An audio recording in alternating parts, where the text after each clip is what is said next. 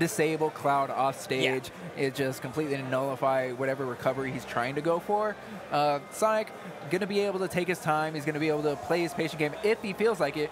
And, of course, also have a much easier time recovering. Yeah.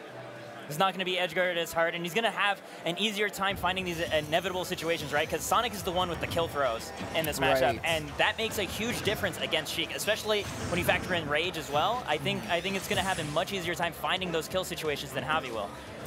We're going right into it, yeah. It's really going to be determined by how Javi can deal with spin dash.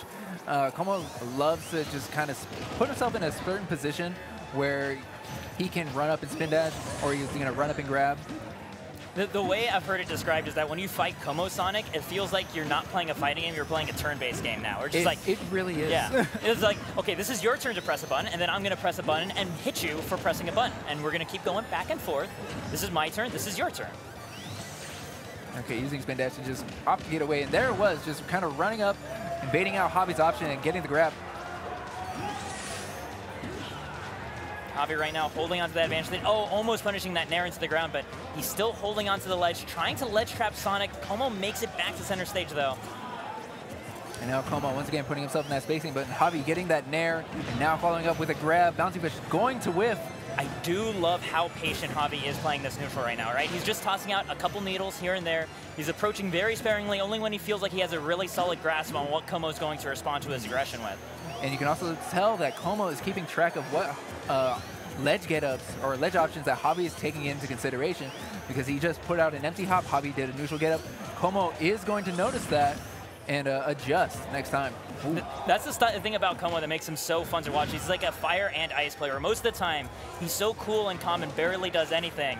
But when he has that hard read, he puts it all on the line, and more often than not, it pays out. But right there, Javi, no, it doesn't quite close out the stock. Not needles to Bouncing Fish. Very close, though. No Trump tries to fake him out. Still keeping it going with another throw off a ledge trap. Okay. Oh, good up E, though. You see a down throw instead of an up throw to just put Javi above him. But now Javi trying to get back to the stage, landing a fair and putting Como off stage.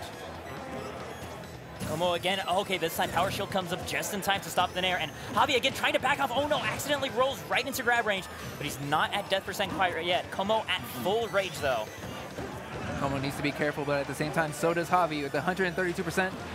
Back throw will kill. Javi once again sneaking in another fair.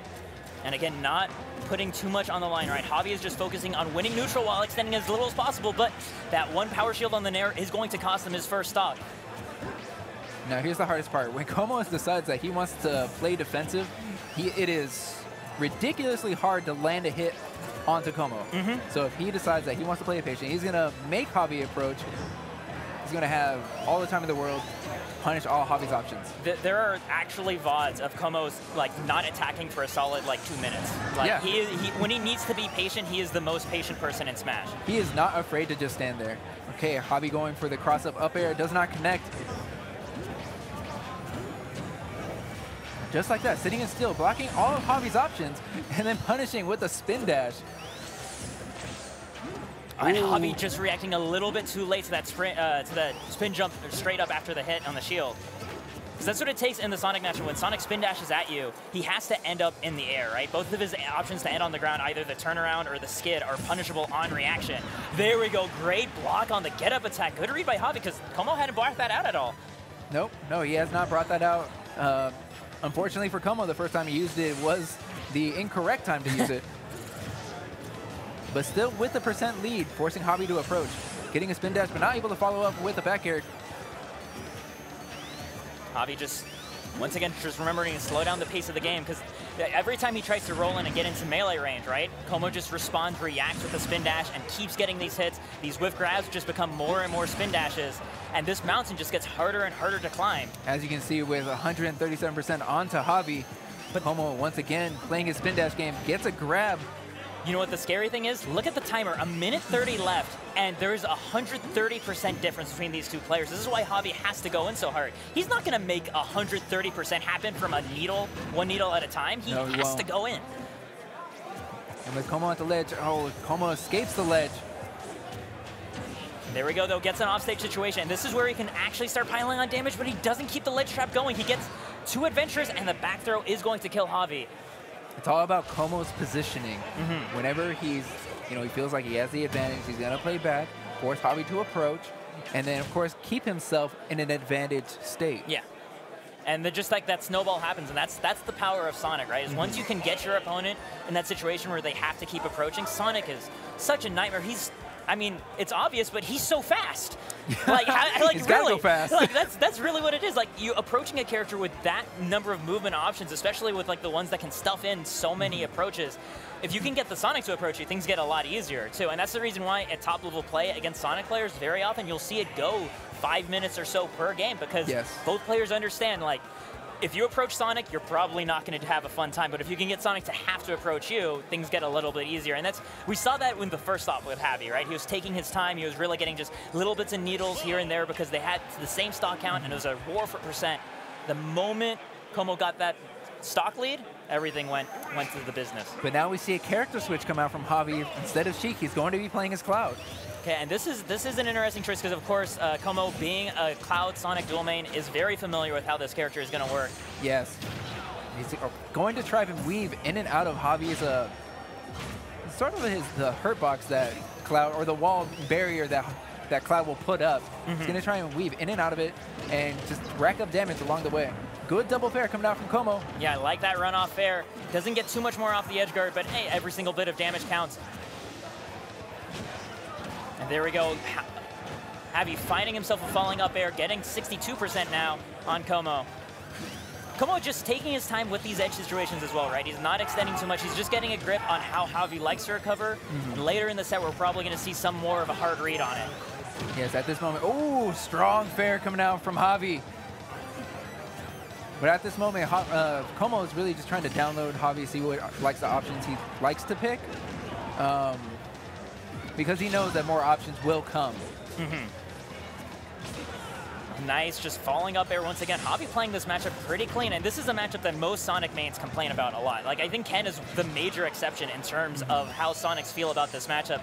Cloud being able to cover so many of Sonic's options with that sword, he doesn't have to worry about spin dash when he's on the approach. He can just swing that out and beat it cleanly. That's right, just continuing to put out a wall that komorikiri has to deal with, and that's the difficulty that Como will have to just face and try to get around. Now we see double up air into up tilt. Easy percent for Javi. But of course the question becomes, if Javi takes this, I mean, if he's going to stick with Cloud, then he has to do the Cloud mirror against Como most likely. Or does he switch back to Sheik and do another Sheik Sonic? That's it. It's both of those sound like scary propositions. But you take it one game at a time when you're competing, and that's what Javi's doing. Already getting another great position right now. This might be really hard to follow, and he gets 2-frame. Great timing by Como. Right, with no snap on Cloud's recovery, it's going to be extremely easy to just punish him as he appears right above the ledge. And Como having the knowledge to actually even get a little bit of charge there too. So now here we go once again. Now Javi's been able to land these falling up airs into a follow-up quite often. It's about, I think he's gotten about 3 times already. Yeah, he's gotten it several times on this stock. He's been having a lot of success with that approach option because it's relatively safe, all things considered, and you get so much reward when it lands. Yes. At the same time, komorikiri, although he's played Cloud many times and has his own Cloud, having a little bit of difficulty discovering when Javi's actually going to use that option. Javi's just still keeping the stage, doing a fantastic job. Being able to, I think part of the difference here too is that Javi has an easier time competing in the kill competition too, right? Sheik has a trouble when it comes to closing out stocks. That's why Como killed first last game. Yes. But with Cloud, Javi is still able to win in neutral just as often, but he's able to kill much sooner than he was. That's true. And even though we do see a very high percent lead for Javi, without limit, komorikiri will be able to kill him at a lower percent. So it's really going to be Can Javi continue to keep Como at bay while he charges his limit? This is it, though. Como has an offstage position. He ends up losing, though. I don't think that was meant to be a full jump. You're going to see a down throw. Javi's offstage once again and gets the back air. And he looks for it. The double jump comes out early. High recovery. Javi makes it back to the stage, getting immediately to center stage, right? He doesn't even try to poke at Como. No time to charge limit either. As soon as he pulls out his sword, the charge, he knows Como's going to be in his face. There he is, so close to getting a full limit though, and if he can get that little bit of juice, that can make the difference for just surviving on one of these recoveries. The next hit that, okay, never mind, he got the limit. That is going to beef up his hits though, so the next hit is going to hurt, and there we go, the F-tilt does take it. Javi evening it up at 1-1, but the question is it going to be Sonic Sheik or the Cloud Mirror? Well, that's the thing. I feel like that Javi is not going to want to do the Cloud Ditto. Yeah, that sounds really scary. Although he plays with his cousin Leo a lot, and he's going to have a lot of experience with that matchup, especially against high-level Cloud. Yeah. Komorikiri is a different Cloud from MK Leo. Yeah. It's not going to be the same. No, he looks like he's sticking with it. Como switching over to his own Cloud. Now, are we going to get the 20 FF?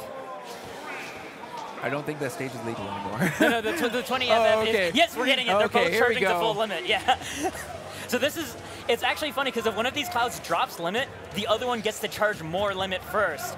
So getting your own limit charged with the other Cloud tends to be more optimal than dropping it, because now you're the one without limit against a limited Cloud.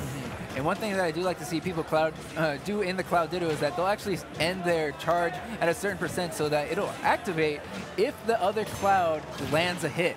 Oh, I see. Yeah, just right there. It could, in fact, mess up whatever they're trying to do. Like, if they're going for double up airs, they have to switch out another up air for an up tilt. Yo, this is some really clean conversions by Javi, though. Making a really strong start in this game. Already both players having to use their limit. And both players trying to make up their mind. What's more important, and they both agree, getting some limit charges. But Como did have a little bit more limit charge when they both started, so he was able to decide when both players get to stop. Yeah. And it looks like, once again, he opted, let me just have close to full, so the next time I get hit, it will fill up immediately so I can recover. But other than that, my movement remains unchanged. And here he is, though, forced to spend it to get his up B to the stage. But Javi's still doing a really wonderful job right now and takes the first stock so cleanly, only 42%. I hear some big cheers from the audience for that. Yeah, a lot of people popping off and see Javi bringing this win home for them. The down air ending up beating the up air, but Javi still's got that limit, and already the chance starting up. Oh, and he's forced to use it.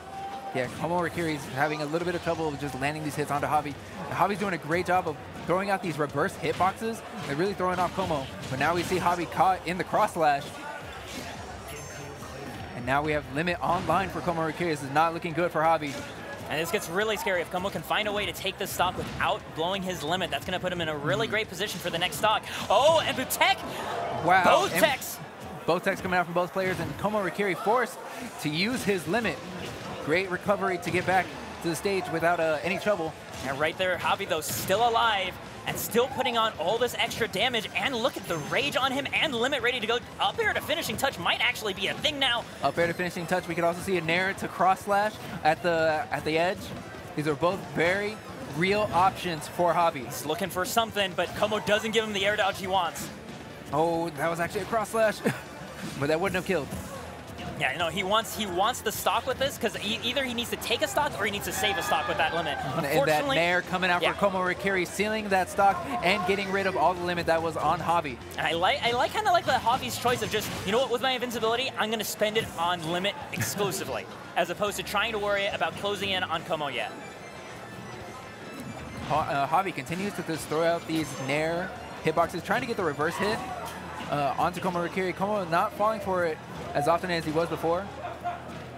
There we go. This is actually a very close game. Only a few percent difference, and here we go. We are dead even. Limits for both Clouds. And now at these percents, with even percents, they both know what options the other player has, because it's the same exact option they have. He has to use his limit up B, and he doesn't get spiked though. He doesn't get spiked, but Komorikiri still has cross slash. He runs up and gets a cross slash, and that's gonna do it. So close by Javi. That was amazing, amazing showcase by him. Como making it through, just again with one of those crazy reads that he has to make. All or nothing on that cross slash at center stage, but he finds it, and he ends up taking it. And that just comes down to the mental stability that Komorikiri has, because